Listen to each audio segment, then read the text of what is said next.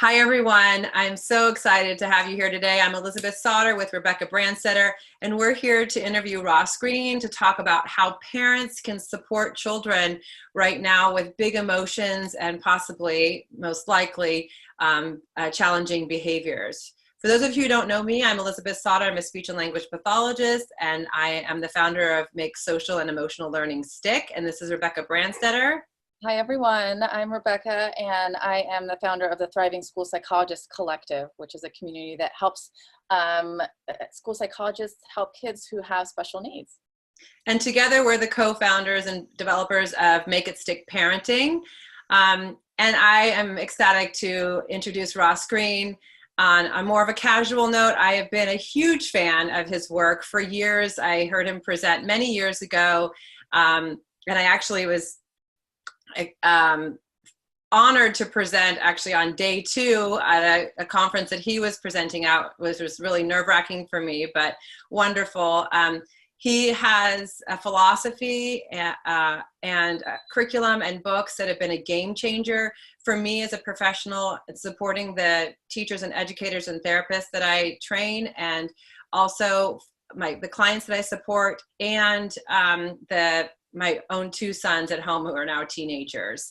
So on a more of a fancy bio, Ross Greene is the author of the well-known books, The Explosive Child, you see my sticky notes there, and also Lost at School, which is, I'm rereading this book right now and giving it to my son's high school teachers, and Lost and Found.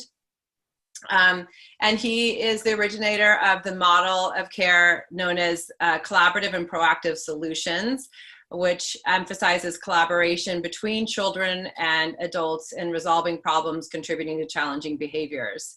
He has founded the nonprofit organization Lives in the Balance, which provides free web-based resources on his model, and he advocates for behaviorally challenged children and helps us as parents and educators support them with their needs.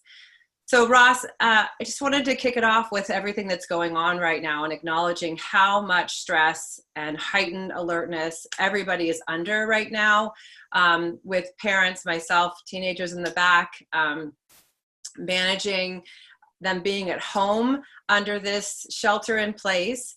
And also us as educators trying to provide distance learning. It's a lot right now. And if you could just explain a little bit to our audience about your philosophy and a little bit about collaborative and proactive solutions and how we can implement that at home right now.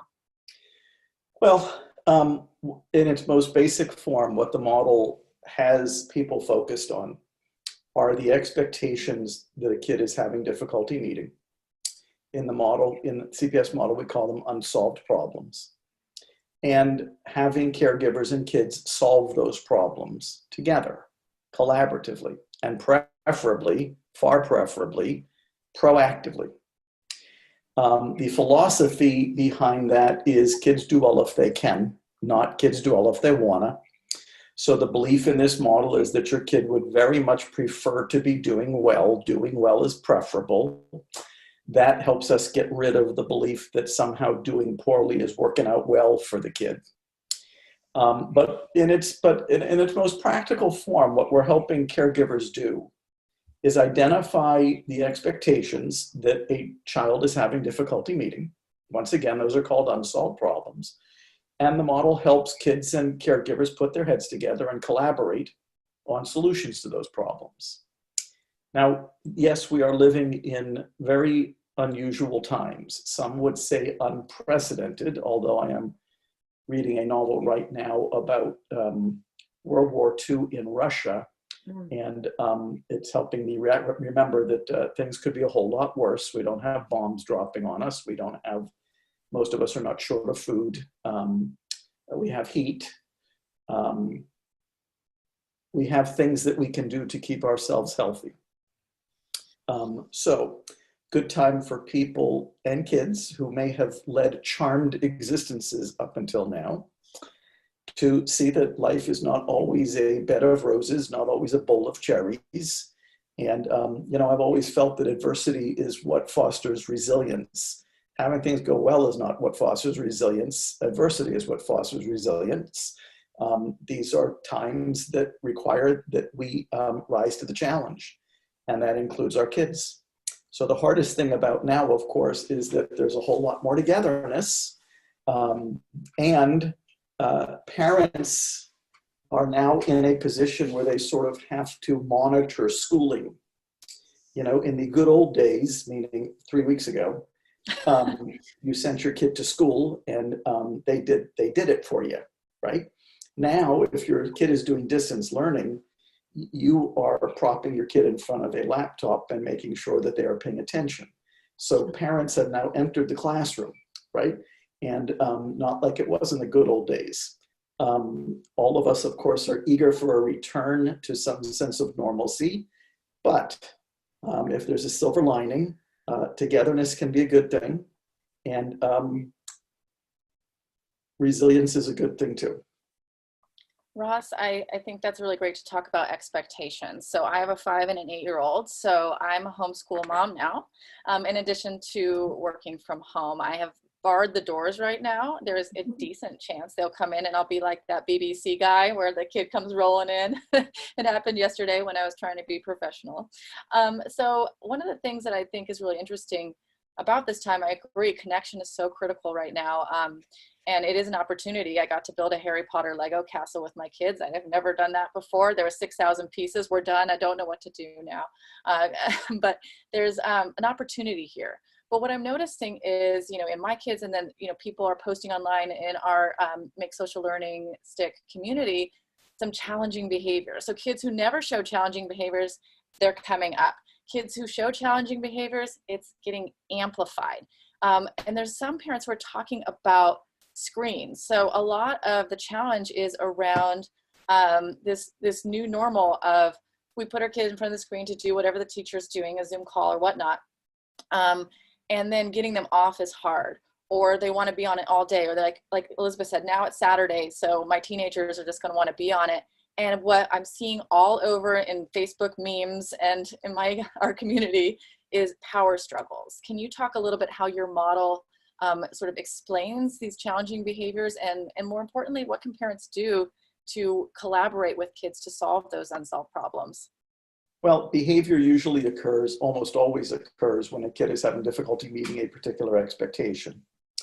And we adults have demanded that the kid meet the expectation anyways. That's when behavior occurs. And sometimes I distinguish between lucky and unlucky behaviors. Lucky behaviors, whining, pouting, sulking, withdrawing, crying. Unlucky, screaming, swearing, hitting, spitting, biting, kicking, throwing, destroying. But no matter what the behavior, whether lucky or unlucky, it is communicating. I'm stuck. There are expectations I'm having difficulty meeting. I think the hard thing for a lot of families right now is that the screen time that they only had to manage over the weekend, they now have to manage 7 days a week. And screens have become a default activity for many kids. It's what they do when they got nothing else to do.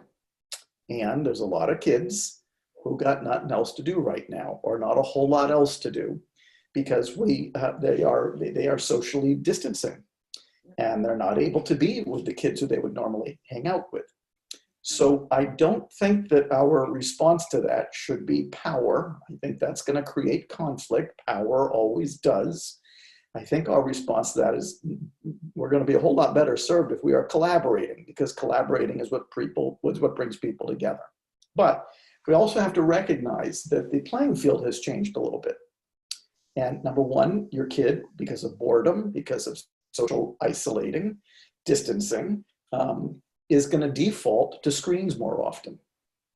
And number one, that's understandable because that's what they've always done, except that they haven't always found themselves in these circumstances either. So that might require an adjustment of expectations on the part of us parents. At the very least, it's going to require revisiting with the kids what our expectations are, and collaborating with kids on solutions if they're having difficulty meeting those expectations. That's what I think we're looking at. But, you know, in this model, we are taking the perspectives of both parties. I get the parent's perspective. It is frequently painful to watch your kid's brain being sucked into a screen. It's painful even when it's only over the weekend. It's even more painful when it is more often than that. But we have to take the kid's perspective too. There's a lot of things that they used to do that they're not able to do right now in the era of COVID-19, and screens are their default activity. Instead of, quote unquote, laying down the law and becoming the enforcer, I think we're a whole lot better served if we're collaborating with our kids on this new playing field that we're on, and to solutions that for expectations that the kid is having difficulty meeting, whether it's screen time or how we're treating our brother or you name it. We're together now. Collaboration has actually never been more important. Thanks for that, Ross. It's so helpful because I have 2 teens at home as well. And we're managing teens and screens all day, every day. And it's actually part of it. I'm trying to be empathetic towards them, is that it is how they're connecting with their friends online as well.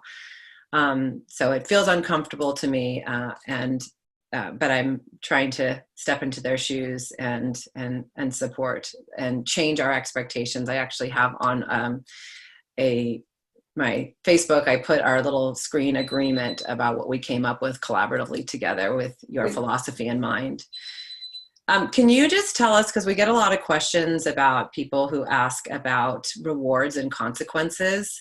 And that's probably, happening a lot right now with families at home with their children. Can you tell us a little bit about your thoughts on that? Rewarding and punishment are tools that help adults use their power. When you're implementing collaborative and proactive solutions, you are not using power to solve problems. Once again, power causes conflict. You are collaborating, and rewarding and punishing actually has zero to do with what it looks like when kids and caregivers put their heads together to try to, number one, hear each other's concerns about a particular issue and come up with a solution that addresses the concerns of both parties. There's nothing about rewarding and punishing, has absolutely nothing to do with the process of solving problems collaboratively. Rewarding and punishing is usually simply the way in which adults impose their will. I don't think this is the time for imposition of will. We are living in unprecedented, unusual times, and we are simply magnifying frequently issues that families have been having together, solving problems together for a very long time. We're going to have to do this together. We're living together now, right? This is not, I'll send you to school, I'll send you to soccer, I'll send you off to be with your friends. This is, we got to do this together. And that's something our national politicians have been saying, not necessarily living, but saying. In your family, it's the reality. Y'all got to do this together. All got to make this work in a way that works for all of you. Sorry, go ahead, Elizabeth. I was just going to say on that note, I really appreciate your time, but I just wanted, if you can give us a way for parents to read more about what that would look like. I know you have I always direct them to your YouTube clips and obviously your curriculum and books, but just a go-to tip or what that would look like for parents right now, in either proactively, hopefully, but maybe even in the heat of the moment too, because that's happening quite frequently. Yep. Well, the number one goal is to stay out of the heat of the moment. And luckily, the problems that are putting us in the heat of the moment are predictable if we simply make a list of them. Yep. And the problem-solving process has been the same 3 steps for 30 years. But people can learn all about this on the Lives in the Balance website, the website of my nonprofit, livesinthebalance.org. And there's a walking tour for parents in the CPS resources section, just filled with streaming video and audio programming. So they don't have to buy a book. They just have to get on the computer and hang out on the website for about 45 minutes to an hour, which I know isn't quick. I wish that there was a soundbite that I could give people. Here's how you solve problems collaboratively and proactively, and have people just be able to do it. But there's a ton of video. It's all free on the website. That's the place to go. Ross, thank you so much. Elizabeth, you stole my question. I was I'm going sorry. to I was going to ask Ross where folks can go. I think also, Ross, would you be so kind as to give one parting message to our community of parents out there and the kiddos that they are supporting, whether we be educators, school psychologists, speech language pathologists, moms and dads, caregivers? What kind of message would you like to give right now about the potential we have in this situation to help our kids who are struggling? You know, I'm not one to put a silver lining on everything, but this is an opportunity for us to get better at something we've needed to get better at all along, except now the stakes are higher and we're under greater duress. No time like the present to move away from power and move toward collaboration in solving problems with kids. If there's ever been a time that people really needed to know how to do that, this is it. Thank you. Amen. Thank you for that, Ross. Thank you both for inviting me to do this. Thank you for your time.